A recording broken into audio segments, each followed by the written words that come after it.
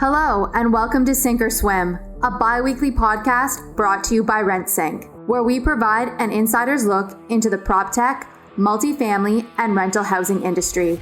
In each episode, we take a deep dive into the technologies and strategies that have helped companies overcome operational challenges and increase the value of their multifamily investments. So, without further delay, let's get into today's discussion. Okay, so welcome to episode 2 of Sink or Swim with me, your host, Mitch Fanning, VP of Marketing at Rentsync, formerly LWS. Joining me today is Max Steinman, VP of Sales at Rentsync. Max, how you doing today? I'm doing fantastic. How about yourself? Excellent. I'm doing well. Thanks for asking. You're the first person who's actually asked me that question after I've asked, so I appreciate that. So today we're talking all about lease-up marketing. And before we do, maybe you can start by just telling the audience a little bit about yourself, giving a quick intro. Yeah, for sure. I'm the Vice President of Sales here at Rentsync, and I currently lead a team of 5 incredible sales professionals who cover North America. I really believe that their knowledge is the best in the industry when it comes to marketing for our industry. Personally, in a non-professional setting, I'm a musician. I'm a big-time snow skier, golfer, huge basketball fan, huge Raptors fan, and I'm a guy who likes to sit on the dock and have a couple cold beverages at the end of the week. Well, I could vouch for your sales team. They're all great. I can also vouch for your music skills. I've seen it personally, so there you have it. You may start getting requests for Instagram guitar stories, so I'm not sure where that's going to go. But all right, so let's just get into the conversation. Let's ease in this conversation. Really starting with a simple question. What's the purpose of lease-up marketing? Let's start there. Yeah, great question. And it's sort of a new term as well. Lease-up marketing. What does that really mean? And maybe I'll just quickly start there. I mean, what it really means is it's everything that goes into your marketing strategy when you've got a new rental development property or community. And the purpose of having a lease-up marketing campaign, really, it boils down to optimizing your yield from that real estate development. That's really what it always comes down to. I usually break it down to clients that there's 4 factors that really dictate how successful a lease-up community or new development really will be. And what I usually tell them is the first and most important factor we all know, with real estate is location, location, location. And there's nothing a marketer in our industry can really do to change or influence the location of the property. No. As one of our awesome developers, Rick, has said in the past in our office, he goes, "A building can't just get up and walk around the corner." Well, you can't move a building, so you're stuck with the location. If it's a great location or if it's a poor location, you're stuck with it as a marketer. The second major factor is the structure itself or the building. Did the developer build a great building? Is it architecturally pleasing? Does it have the right amenities? Are the unit layouts smart? How are the finishings? There's not much a marketer can do about that either. That's usually something decided many years in advance of the time of occupancy of a property. Sometimes, though, marketers can be brought in at that point to help make smart decisions. I just find rarely in our industry, that occurs. The third factor is price. Everything has a price, and price really dictates the demand for a rental. And in my experience, marketers in our industry often, and I'm not saying this is correct or the right way of doing things, but often they're insulated from the pricing decisions or those discussions that occur and the pro formas that are created in advance of actually building the community. And so it really boils down to that 4th factor, which is exposure or eyeballs. And this is where obviously marketers in our industry come into play. So whatever the strategy is in those first 3 factors, a marketer's job is to take all of those assets, the location, the structure, the price, and wrap it into into a story, right? And give that property its absolute best chance in an efficient capacity to succeed, right? And so if pricing is really aggressive, the only way to achieve the target for the property and achieve success is going to be by creating a larger funnel, driving more eyeballs or impressions or more traffic or more leads, more applications, and ultimately more leases. And so that's really where marketing comes into play, and where you have to have that sound lease up marketing strategy. If that makes sense. No, for sure. And in a lot of cases, it's what you just said can even cross over to B2B or even like looking at products. So it's it's very similar to that. When we start to break those down, because you obviously you said a lot there. Not all lease up situations are the same, and maybe we're covering a lot of the same ground here, but are there any other things that need to be considered in the planning stage, just beyond, like, say, location, structure, and the pricing of it? Is there anything else?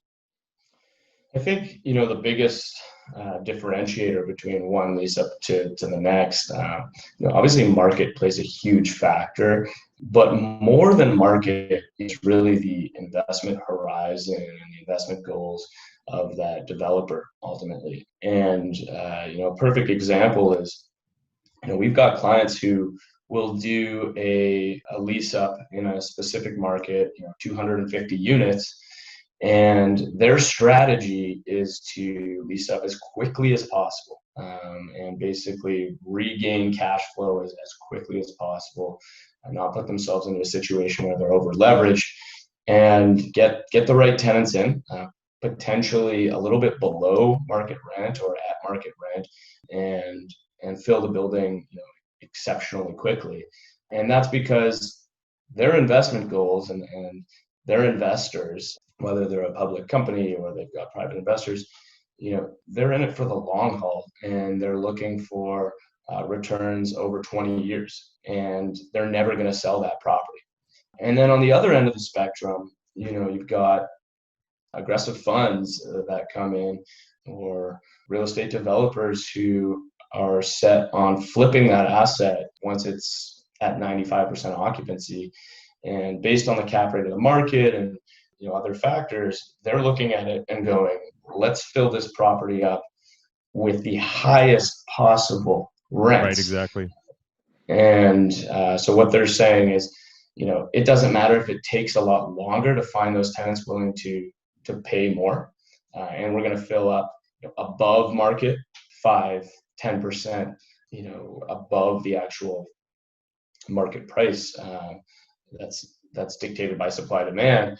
And you'll find those people in the right markets who are willing to pay more, and then flip that asset within a year or two at an incredibly high cap rate and onto your next project, right? So those two, where you fall on that spectrum, that investment horizon and goals makes a big difference into kind of what's going to make up your strategy, how much money you're going to throw at marketing. And I could argue that there's probably some of the most successful lease ups I've seen fit somewhere in the middle there. They're not. Sure. They're not all about flipping right away and pure revenue optimization out of the gate. And they're certainly, I think, with clients who are just looking to lease up as quickly as possible, there's a lot of money being left on the table that doesn't have to be, right? No, exactly. So where we're at, we've got, we've picked the location, we've got a good structure, we've got a good footprint. We've thought about our leasing strategy, and we've thought about our goals, whether it's short-term or long-term, in terms of how that's going to affect yield. Now we're at the exposure. Now we're at the actual lease-up marketing stage. What should actually go into a good lease-up marketing program?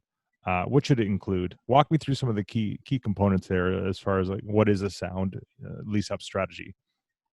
Yeah, great question. And it depends on the asset and its market factors. Even the target demographic, whether you're going after seniors or you're going after students, like all those things play in. But generally, I'll give you kind of a list of what should go into every lease up, no matter what. And at least, properties with over 50 units, let's say. Argument could be made, properties, even over 25 units should have most of this stuff. But certainly any property in North America that is launching that's going to have 50 plus units, like you got to have these are the fundamentals. So first is creating the brand for the community. Don't underestimate that importance of the brand, and we see it far too often where the brand is just the address, and that's not right for a multi-million dollar asset. It should have a brand these days, even if it's a B or C class asset. Transferring that brand into real life and transferring it onto the signage and creating an on-site footprint. Construction sites take up a lot of space, and they're notable, and people in the neighborhood notice construction sites. So ensuring that you transfer that brand quickly and the message from that brand onto your on-site signage is sort of the next step.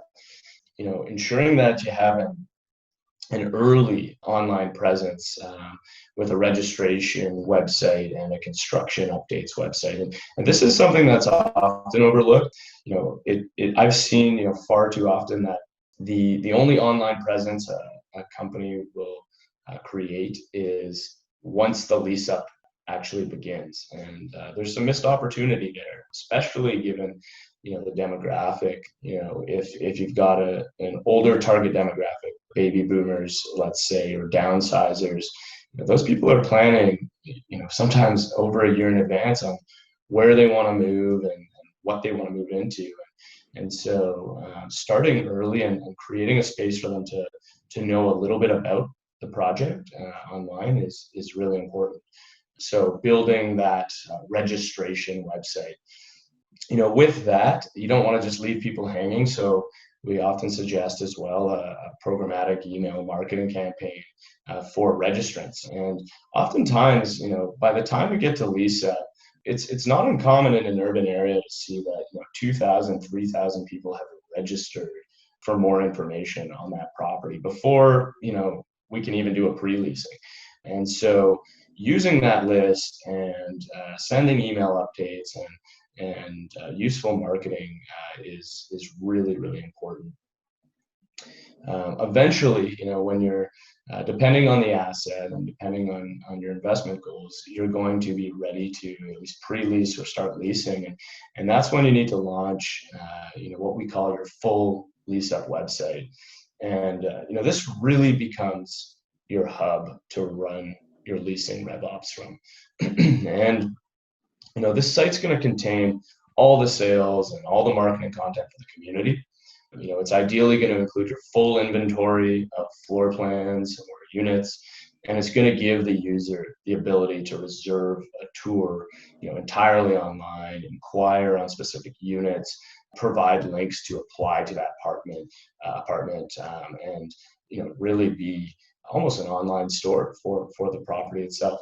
And finally, in conjunction with that lease up website launching, you've got to drive traffic. So a digital marketing campaign to go along with it is that last and crucial component of the lease up marketing strategy. So including Google Ads campaigns, social media marketing campaigns, and retargeting campaigns, and as well as leveraging. It's so important to leverage the top tier ILSs in that specific market. If those of you who are not familiar with the term ILS, that would be an internet listing site. So, apartments.com in the US, or here in Canada, we've got Zumper and PadMapper and rentals.ca and Rentboard, and those sites, relatively speaking, are really affordable and can just drive so much exposure for you.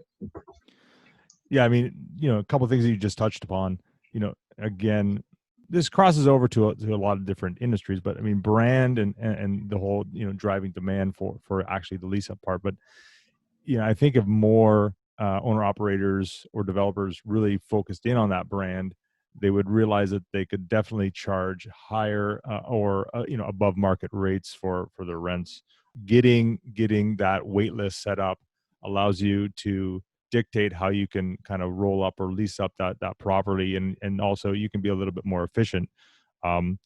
So there is that kind of narrative out there that you don't need necessarily a website. And I know it's kind of we'll say, it's not everyone's opinion, but talk to me a little bit more about really the importance of having that site, and why you just can't rely on, say, your leasing team or your sales team to kind of get out there and lease it up. Yeah, so, I mean, I can't imagine a single reason why you wouldn't want to have a site, but I've seen it many times, not having a dedicated site or no site at all for prospects to reference information about the property. It's wild to me to believe that you would build, and one of these apartment buildings over 50 units, even over 25 units, is a multi-million dollar business, right? This isn't a small brick and mortar shop, and it's wild to me that you wouldn't build an online presence for that in 2020, or even back in 2010. So I hope we're past that, but evidently we're not.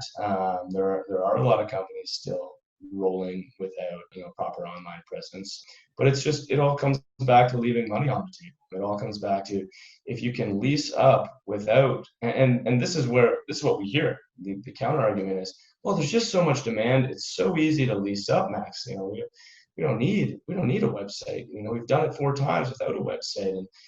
And my counter argument will always be, first of all, a website is relative. It's probably the most affordable part of the entire strategy. But if you can do this without a website, you have to be leaving money on the table. There's absolutely no way you're not under renting those units, and there's certainly no way you're even close to the definition of revenue optimization. So it's the same concept. One analogy I use is, if you were to walk into a store, let's say Lululemon, Canadian company there for you, and absolutely all the inventory was just gone at all times, and there was nothing to buy, what would you say? I mean, from a business standpoint, you'd probably say, guys, raise your prices. like clearly you're leaving something on the table there. If Lululemon said, we cannot possibly develop more inventory, we've got a restriction on that, which is the case with an apartment building. You can't just add on units on the side of the building when there's additional demand. That it really boils down to that. Well, should you have raised your prices? I think so. I think you probably could have not had a sale ongoing for 30%. And that's what I would say to people who still don't think it's necessary. Like what you hear so far? Make sure you never miss a show by clicking the subscribe button now. This podcast is made possible by listeners like you. Thank you for your support. Now back to the show. So great points. And so obviously now, with the advertising, the getting the exposure, there needs to be obviously some consideration or adjustments, given COVID-19. What are you telling clients right now? So are we in a pandemic right now? I think we might be. Yeah, it's funny. It has actually increased, especially in urban markets. It's increased competition, and it's made it more difficult to rent up. But that's mostly due to market factors. In my opinion, it has to do with more short-term rentals hitting the market as long-term rentals. In a city like Vancouver or Toronto, Chicago, or New York, you've got thousands and thousands. Like, I think there was a quote on Toronto has almost 30,000 short-term rentals in the GTA, and all of those are hitting the market at the same time to be long-term furnished rentals, some at a discount, and that's a lot of inventory for the market to absorb. So we've seen some increased competition, and due to that, you've got to be more aggressive. Whenever there's increased competition, you've got to market harder. You've potentially got to be reasonable and lower your price points a little bit, and incentives are also we're really seeing that play a role. But in terms of the fundamentals, and this is sort of the funny thing, Mitch, the fundamentals of the lease up marketing strategy, they don't really change at all. And so we've been getting tons of calls during the pandemic. Like, what do we do? What do we do now? What do we do? And it's potentially just market harder, increase your spend a little bit on some of these on your digital campaigns, because you need more eyeballs. You need to fill the funnel. You need to make the funnel bigger, essentially. But the fundamentals don't change so much. And if COVID has shown us anything, it's the importance of not cutting corners, and meeting those best practices that you should have in place anyways. So in an ideal scenario, COVID or not, you should be able to rent a site unseen, with the user just getting all the information they need from the website to make that huge life decision of moving. And that shouldn't change whether we remove COVID from the picture or not. And just to give one quick example, can I give one quick example of Absolutely, that? absolutely. So something that we see, and obviously virtual tours have become in much higher demand during COVID, because they help rent sight unseen or without in-person tours. But virtual tours should have been part of everybody's strategy already. They weren't. But when I talk about cutting corners, you might have in the past a client who they'll get a couple virtual tours done for the property, maybe 2 or 3 sort of model suites or units that they feel represent their unit mix well, and then just kind of represent those as typical units on their website or in their website gallery. But if a property really has like 18 different unit types or 40 different unit types in this day and age, if you can get all the tours for every single unit done, that's the type of not cutting corners that I'm trying to describe. And what that means is that you're closing the information gap. Everything available, if you show up at that property, is available to you online on that website. It's almost the same thing in the e-commerce world. Like, why go to the Gap to go try on a pair of shorts that you like? I don't know why I chose the Gap. I mean, is the Gap still in business? I have no idea. No, I don't know. But why go to the Gap to try on a pair of shorts you like if you could just buy them online and you know your size, right? And so you should be able to do that anyways. And you even go into stores these days, and their inventory system that they're going to use to look up whether they have inventory is just the front-facing website. You see that all the time, right? And Yes. it should be the same here. So that's just one example of not cutting corners, providing more information up front, providing real availability and floor plans, not just typical. And those are the best standards of the industry anyways. So COVID's just brought that out and said, hey, you got to start using these standards. You can't be lackadaisical anymore. No, exactly. And it's interesting because you've been saying this for months, just with your own research and what people have been telling you, that those short-term rentals, they're coming into the market. Obviously it's softening up the market, but again, put another way, all it's really forcing you to do is to do the things that you should have been doing anyway. You should have had a good brand, especially with lease ups and certain types of class apartments, like B or A. You should have been using certain technology to be more efficient and to be more effective, and you should have always had a good advertising strategy. So again, it's just underscoring the things that you should have been doing, which is interesting. And we're seeing a lot of that. People who are doing it are succeeding, and the people are not doing as well. So let's kind of move in here. Like, so somebody's decided, whether it's developer or multifamily operator who's decided to get into some of these ups, they've decided to kind of go ahead. They're planning. They're in those early planning or stage. What should they look for or consider when choosing a partner to work with, when choosing a lease up marketing partner to work with?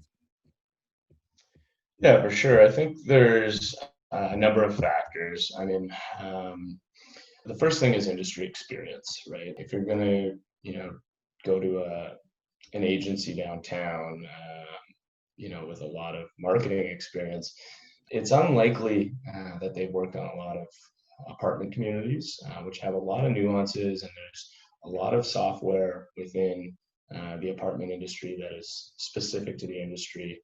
a lot of jargon, a lot of verbiage, and you don't want to be in a situation where the first 2 months of the work that you're doing with this partner, you're having to train them and teach them, right? And that's not something that anybody wants to have to do. In fact, it should be the opposite. You should actually have the ability to learn, and there should be value added from that standpoint if you're choosing the right partner. The other thing I'd say is, and we try to pride ourselves on this, is picking a partner that will challenge you and say no. And I mean, at the end of the day, the client always sort of gets what they want, but the most important thing often that we see in our partnerships with clients is that they might have an idea, and we'll listen to that idea, but we've seen the outcome of something like that in the past, and we have the experience to kind of rein in certain ideas and say no, and say, actually, I suggest the following, and not be afraid to guide the client to a potentially better outcome. And really the last thing I would say, Mitch, and this is really important, it kind of ties in with my first point, is a company that has experience working with integrated tech stacks in our industry. And the push towards the integrated tech stack in the multifamily apartment industry started 5, 6, 7 years ago, but today it is so prevalent. Every client, yes. Anyone who's building a lease up hopefully has the level of sophistication that they're going to have, an industry specific accounting system or property management software. They may choose an industry specific marketing vendor that has their own, marketing automation software. Hey, Rentsync's not a bad choice for that, right? And then, and then you're going to have the leasing ops software, CRM tool. Sometimes that's sort of built into the property management software, depending on kind of what you're looking at. But and generally, there's lots of other small software components as well, whether it's revenue optimization software like a Yield Star, or maintenance software, or resident software, or payment software. There's a lot, and the website is sort of the central hub that connects everything, and the marketing kind of connects everything. And so choosing a partner that knows all those other vendors, has integrations with them, has been down the path many times before, is so critical, because otherwise it becomes your full-time job to try to go through all of those integrations and bring that tech stack together for potentially your first time ever. And that's so hard to do. It really takes a lot of effort. No, it's 100%.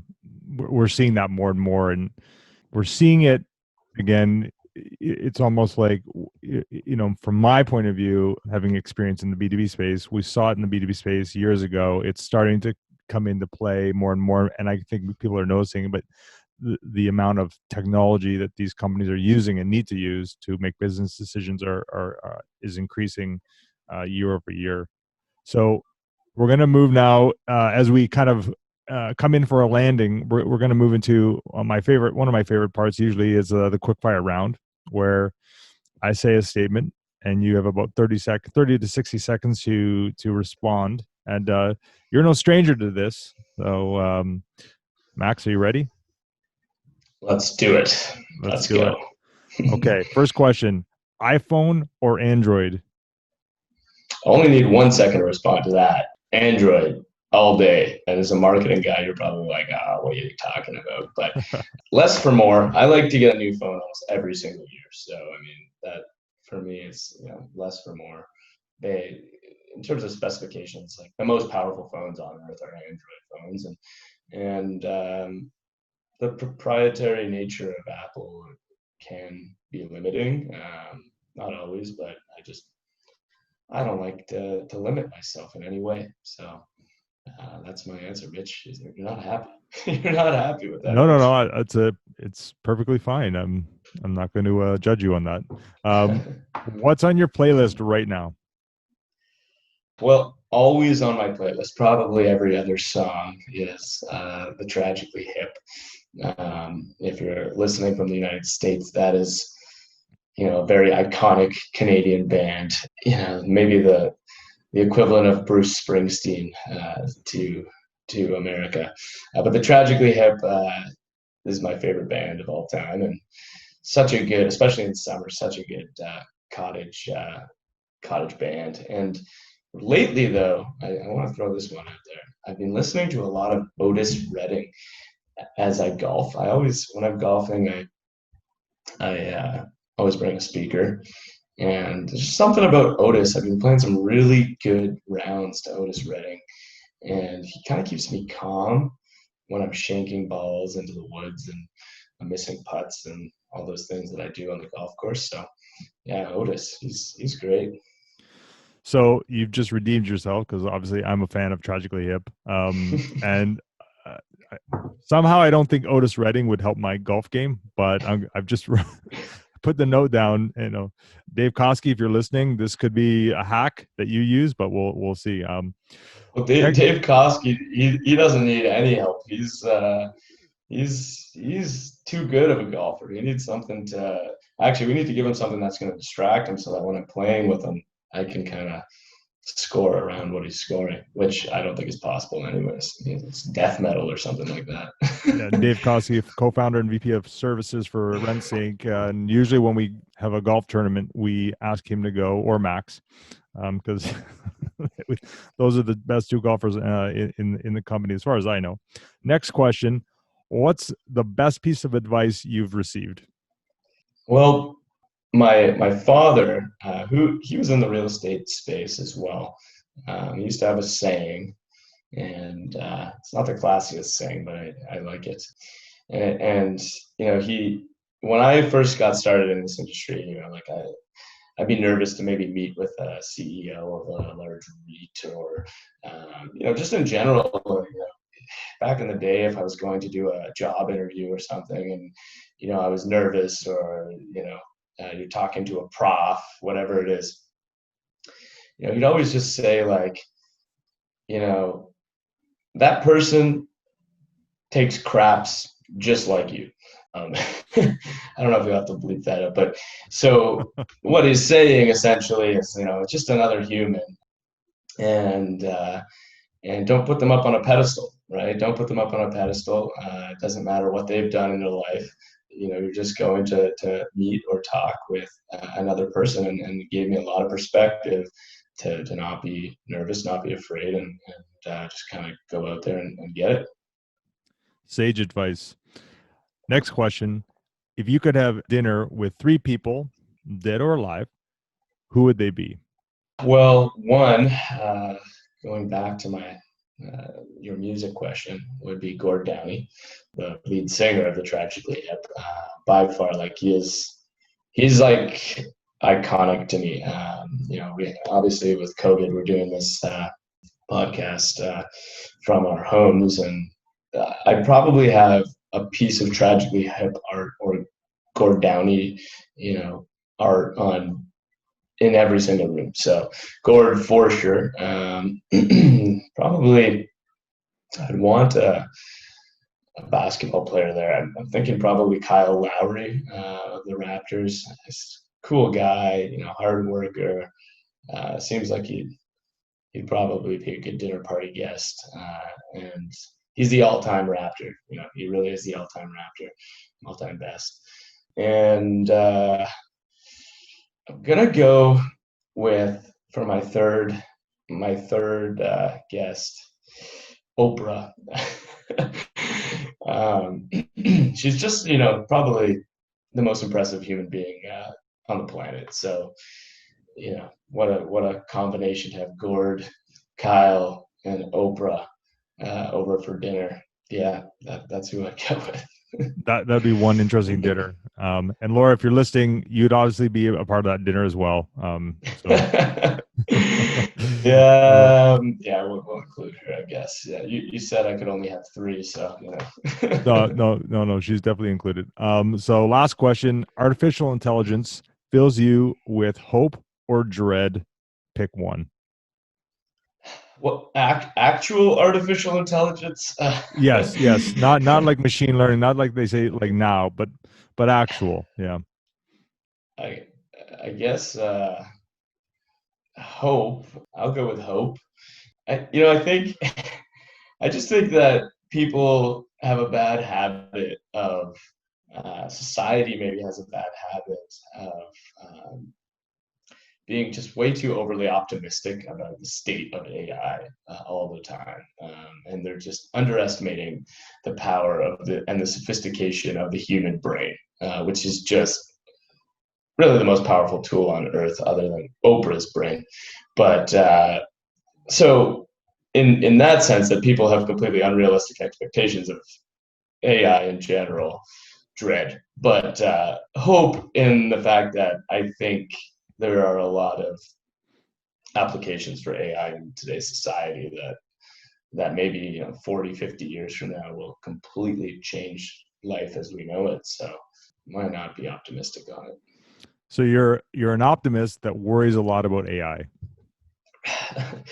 Well, the other thing that fills me with dread about AI is seeing all sorts of software out there that's not real AI label themselves as AI, and Yes, that's why I have an immediate knee-jerk negative reaction to it. But that's their that's for issue. another podcast episode. We'll digress. Sure, we can have a podcast episode maybe, Mitch, on chatbots. Chatbots are probably where my don't get Max started on chatbots. We gotta save that one for part 2. Stay tuned for part 2 as we'll talk about chatbots on websites. All right, Max, this has been fun. Where can people find out more about you on the interwebs? Well, you can always flip me an email. My email is max@rentsync.com. That's RENTSYNC.com. LinkedIn. I'm fairly active on LinkedIn. I'm not a aficionado or anything like that, but Max Steinman. And that's about it. That's probably the best ways to find me, I'd say. Okay. Well, this has been fun. Thanks again for doing this, Max. And we'll talk later. Thanks a lot, Mitch. Appreciate it, and look forward to episodes in the future. You've reached the end of another episode of Sink or Swim. Make sure to visit us at rentsync.com/podcast to access show notes, key takeaways, and where you can sign up to our newsletter to receive free bonus content.